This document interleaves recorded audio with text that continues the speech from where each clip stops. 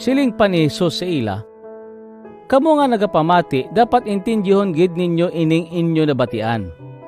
Pagpalauli sang mga tao, ang 12 ka apostoles kag ang iban pagid nga nagaupod kay Jesus nagpamangkot siya kung ano ang kahulugan sang sadto nga paanggid.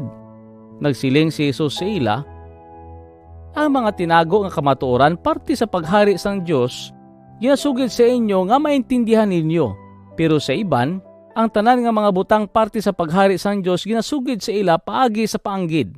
Agod matuman ang ginasiling sang kasulatan nga, sige lang ang ila tulok pero hindi sila makakita.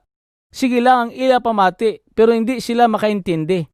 Kay kung makaintindi sila, magahinusol sila kag patawaron sila sang Dios." Nagpamangkot dayon si Jesus sa ila, "Kung hindi kamo makaintindi sadto nga paanggid, paano ninyo maintindihan ang iban ko pa nga mga paanggid? Ang kahulugan sang akong paanggid amo ini, ang ginsabog sang mangunguma amo ang pulong sang Dios."